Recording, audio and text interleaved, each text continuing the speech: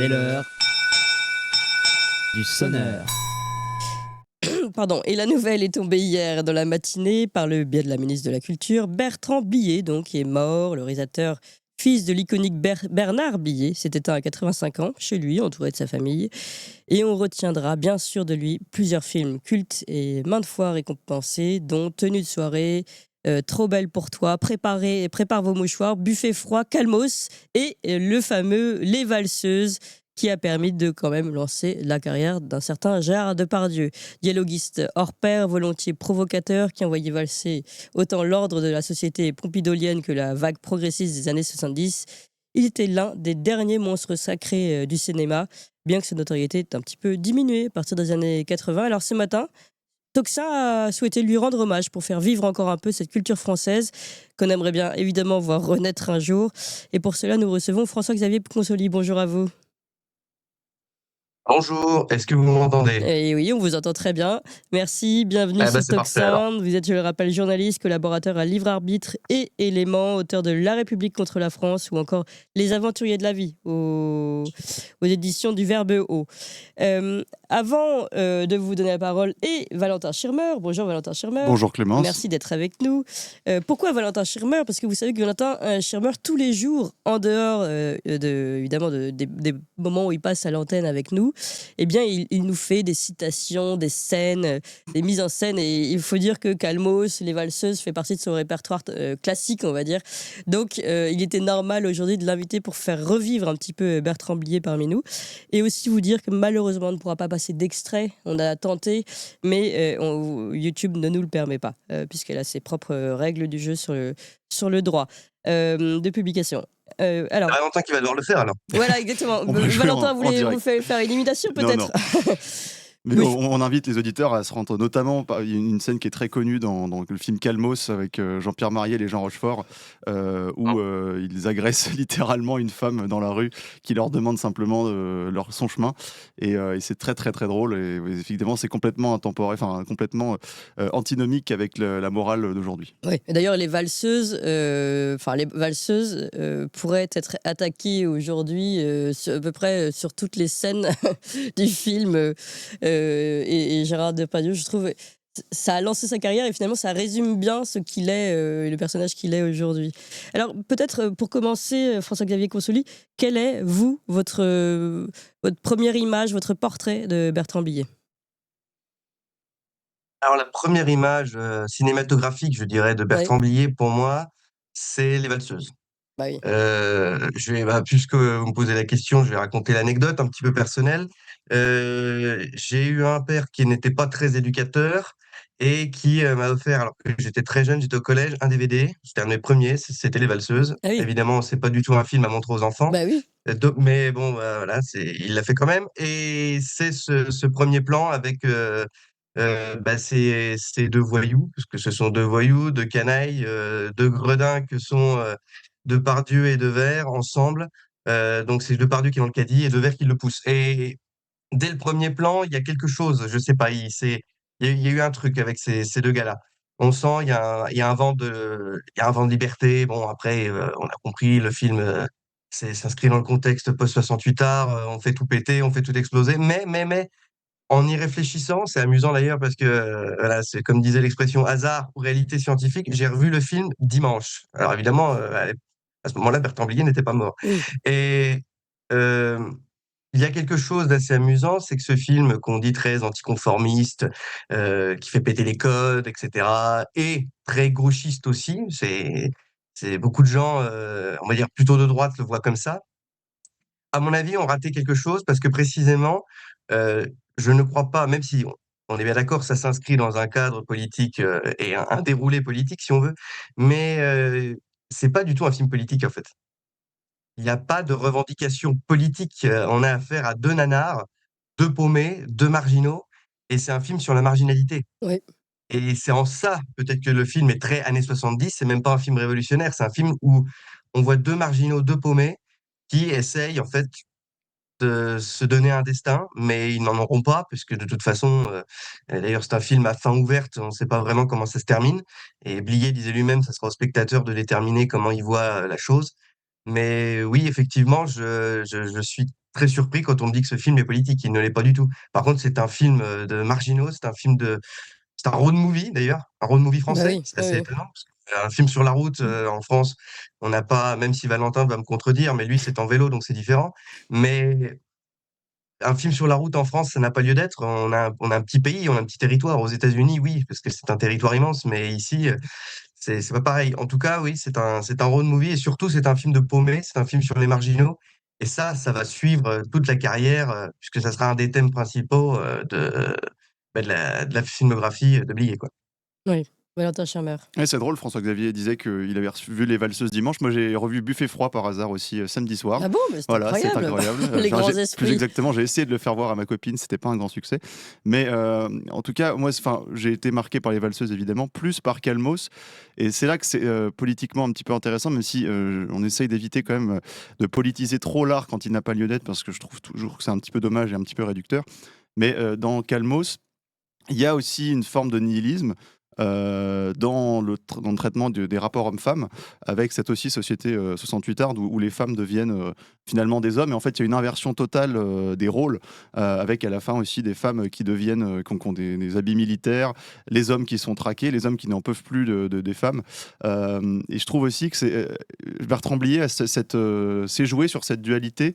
C'est-à-dire que c'est vrai que quand on regarde ces films d'un premier aspect, on se dit que c'est très progressiste et que ça envoie valser les codes. Et puis finalement, il y a une subtilité qui fait que ça pointe aussi la responsabilité des hommes qui veulent aussi, qui démissionnent en fait de leur fonction, de leur rôle dans Calmos, et tout ça dans une comédie qui avec voilà de l'humour très très noir qui pourrait plus passer aujourd'hui, et puis des dialogues délicieux. Mais voilà, je trouve qu'il y a une dualité, et en fait ça rejoint aussi un petit peu celle de son père. Il y a une citation qu'il dit de son père, qui dit: "Je suis né le cul dans le beurre avec un père qui était de gauche et qui a glissé tout doucement vers la droite." Et ben je trouve que ça correspond un petit peu assez bien à la fois à Bernard et à Bertrand Blier, parce que on a des gens qui veulent d'abord s'ériger contre un ordre moral de droite traditionnel de la France pompidolienne, et puis qui glissent finalement vers la droite, vers le réactionnariat, vers la pensée réactionnaire, dès qu'ils sentent en fait que leur masculinité est un petit peu ébranlée quoi, par ces films. Vous Je êtes sais pas. d'accord là-dessus, François-Xavier Consoli? Sur une forme de renversement des rôles, oui. Oui, alors, si on parle les valseuses, c'est quelque chose, c'est sûr. Mais alors, si on va vers Calmos, son film suivant, les valseuses, c'est 74, Calmos, c'est le 76, on est en plein mouvement MLF. Ce qui fait que c'est ça qui est intéressant, c'est-à-dire que dans les valseuses, on pouvait lui reprocher d'être gauchiste, enfin, en tout cas si on est plutôt de droite. J'ai rappelé quand même, hein, parce que on oublie ça, mais j'avais noté la critique des valseuses, alors critique positive. Il y avait Jean de Baroncelli qui disait dans Le Monde un film bourrasque auquel on ne résiste pas. Et dans Le Point, on disait miraculeusement Bertrand Blier a trouvé le ton et nous ravit. Au lieu que le sordide nous empoisse, ses pieds nickelés salaces nous mettent l'allégresse au cœur. Voilà, donc en plus, ça, c'est bien trouvé. Pour une fois, un journaliste a réussi à bien trouver la chose. Effectivement, Blier avait trouvé le ton. Ce qui fait que le film est beaucoup plus subtil qu'il n'y paraît. Mais par contre, la critique négative des valseuses, elle dit tout. C'était donc dans Écran Note, plus au ciel que ce film révéla de la pornographie pure et simple, et j'ai vu pour la circonstance d'autres films porno, je dois dire qu'aucun ne m'a paru aussi nauséabond que Les Valseuses. En ajoutant, donc c'est Jean Domarchi qui dit ça, c'est un film authentiquement nazi. Ah oui, Film Ah nazi, oui, hein. faut Les le faire. Valseuses nazies, c'est quand même c'est Oui. fort. Ouais. alors Alors, nauséabond et imaginez un nazi, on film avait comme quand Les même le Valseuses. vocabulaire, oui. Ça m'a déjà. pas sauté Ah oui, sauté aux yeux. Imaginez un film comme Les Valseuses ou comme Calmos aujourd'hui. Et pour revenir à Calmos, là, Calmos, on s'en prend, oui, effectivement, au mouvement MLF, on s'en prend à l'émancipation des femmes, tout ça. Bon, voilà. Et ce qui fait que d'ailleurs, le ton, c'est là où Blier était sans doute merveilleux. Et c'est sans doute là où nous perdons l'un des plus grands réalisateurs français, même si, faut être quand même clair, ces derniers films ne sont pas extraordinaires. Mais bon, un réalisateur, c'est d'abord un homme, et quand on n'a plus de jus et qu'on a tout donné, bon, on a tout donné. Mais il n'empêche que Calmos, qui est au-delà des dialogues fabuleux, parce que c'est un prince de la rime, si je veux, si on veut dire, hein. Vraiment, c'est un ciseleur de répliques. Et dans Calmos, on a une espèce d'explosion gauloise, grivoise, bourrue, Oui. à la fois de pâté, de tartines beurrées et de chocolat, qui sont posés, excusez-moi l'expression, mais sur des foufs, quoi. Mmh. Voilà. Donc forcément, ça a surpris, ça surprend. Et aujourd'hui encore, je peux vous assurer que la première scène de Calmos, où on a Jean-Pierre Mariel qui interprète un gynécologue face à une gente dame qui se met à poil et qui expose en fait ses attributs parce que il doit bosser et que lui se fait une tâter en attendant que ça passe. Ça surprend encore beaucoup Mmh. aujourd'hui. On est plus de 40 ans après. Mmh. Donc forcément, oui, c'est un film, voilà, c'est un film qu'il faut absolument voir. C'est un film merveilleux. Il y en aurait tant d'autres, hein, on n'aura pas le temps, à mon avis, de parler de tout, mais Non. voilà, c'est Calmo, c'est fabuleux. Et c'est l'un des derniers, pardon, un des derniers réalisateurs français aussi qui a mis en exergue et qui a exacerbé l'amitié entre les acteurs et qui avait vraiment cette passion à la fois du métier d'acteur et puis surtout qui considérait le cinéma comme une aventure humaine et comme une aventure d'amitié. Il a d'ailleurs lancé des duos fameux de Vers Depardieu, Marielle Rochefort.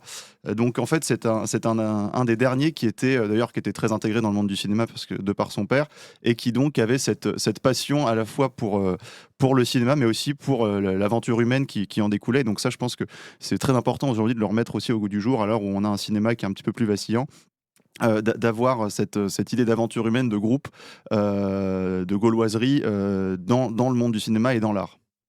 Xavier Consolé, vous êtes d'accord aussi avec cette, comment dire, cette importance de l'amitié et des duos pour Bertrand Blier? Ah oui, ah bah ça, c'est quand même quelqu'un, c'était un amoureux des acteurs. C'est quelqu'un qui a lancé effectivement le duo mythique de Vers Depardieu. En plus, moi, bon, alors Depardieu aujourd'hui, c'est un monstre sacré, quand bien même ça va pas. Énormément de gens ne s'empêcheront pas de cracher au moment de sa mort. Mais moi, ce qui est plus important pour moi, c'est Devers. Devers, c'est un des plus grands acteurs français qu'il y ait jamais eu. C'est notre James Dean. Donc, ouais, c'est certainement l'un de mes acteurs préférés. Il y a eu également Marielle dans Calmos. Il y a Delon dans Notre Histoire. Faut pas Ouais. l'oublier, ce film qui a été méprisé alors que c'est un très beau film. Un film à contre-emploi pour Delon, où le rôle qu'il a n'est vraiment pas facile. Mais c'est un film, comme souvent avec Blier, c'est abscon, il faut se mettre dedans, c'est pas facile. Il y a Blanc, il y a Michel Blanc quand même dans Tenue de soirée, où on lui rase enfin la moustache et il devient un trans. Mais attention, c'est du trans pas LGBT, hein, c'est pas du trans fait en 2024-2025, c'est autre chose. C'est à nouveau, c'est une histoire de marginalité, de paumé, avec un Depardieu fameux. Enfin, je veux dire, Mmh. vous avez des répliques, je vais vous en faire une quand même. Quand Miu Miu sort pratiquement à poil dehors, et qu'elle dit attention, enfin attendez les gars, j'ai oublié ma culotte, et puis il lui dit mais c'est pas grave, t'as pas besoin de culotte, il y a pas de mouche en hiver. Voilà, bon, quand on a des répliques comme ça, forcément, ça reste. Et puis, donc oui, on a Delon, on a Campan aussi, qui était pas mal dans Combien tu m'aimes. Donc voilà, c'est un fou, les acteurs. Et d'ailleurs, il a même fait un film qui s'appelait Les Acteurs, qui a été Mmh. un bide aussi, quel dommage, mais c'est un film où on a une kyrielle d'acteurs, film du début des années 2000, qui est absolument incroyable, avec un Jacques François, pareil, qui est truculent.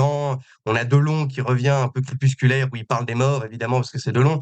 On a Belmondo, enfin, On a Jacques et Villeray, on a Depardieu, tout Marielle, ce oui. monde-là, il réunit un casting, pardon l'expression, mais en tout cas une distribution absolument folle, quoi. Donc oui, c'était un amoureux de la rime, c'était un amoureux des acteurs, un amoureux de l'absurde, et ça va manquer. Ça va Ouais. manquer, oui, terriblement au cinéma. Et ça manque déjà d'ailleurs. Et une dernière question, François-Xavier Consoli. Je vois beaucoup dans le chat ici, sur YouTube, des personnes, soit ils adorent, soit ils détestent, hein. On n'a pas du tout comment dire, de nuances dans cette approche de ces films. Comment vous l'expliquez? Parce que c'est radical, parce que c'est tranchant. C'est pas radical dans la forme, c'est radical dans le fond. Mmh. C'est-à-dire que quelqu'un comme Blier, qui sait écrire, qui sait mettre en scène, est intéressé par des choses qui, de toute façon, ne permettent pas l'entre-deux. C'est un réalisateur de l'absurde, c'est un réalisateur qui aime le noir, l'humour noir. Donc, forcément, avec des thématiques qui, en plus, aujourd'hui, sont pratiquement toutes interdites. Si on les aborde d'un point de vue fictionnel, pratiquement tout est interdit aujourd'hui, hein. Mmh. La sexualité, les relations hommes-femmes, la violence. Souvent ces films sont violents, hein, il y a des coups, ça meurt, ça tue, enfin vraiment c'est voilà, en souplesse, mais quand même. Et en plus de ça, évidemment, les scénarios qui sont parfois complètement perchés, et réussir à se retrouver là-dedans, c'est compliqué pour le spectateur. Et pourtant, il faut rappeler aussi une chose, c'est que c'est un réalisateur, ce que j'appelle le réalisateur, de l'entre-deux. C'est-à-dire que c'est quelqu'un qui arrive à faire des films qui sont pas forcément faciles à aborder, mais c'est du petit film en termes de budget, et Oui. surtout, c'est du film, pas tous, où il arrive à faire venir du monde. Et aujourd'hui, c'est plus possible ça. Aujourd'hui, on a soit des artistes Oui. voilà, de Cannes, entre guillemets, qui sont récompensés et dont les films sont pas vus, et Oui. tout le monde s'en fout, ils sont oubliés. Ou alors on a les Marvel, mais les films d'entre deux n'existent plus.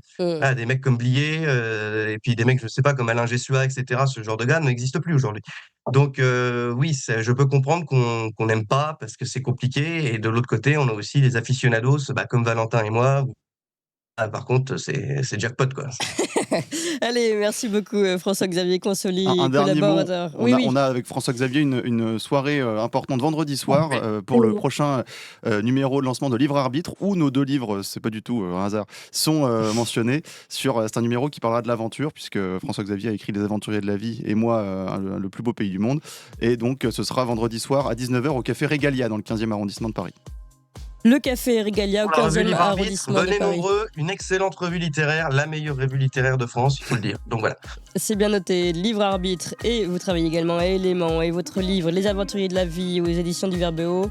Merci à tous les deux, merci Valentin Schermer également.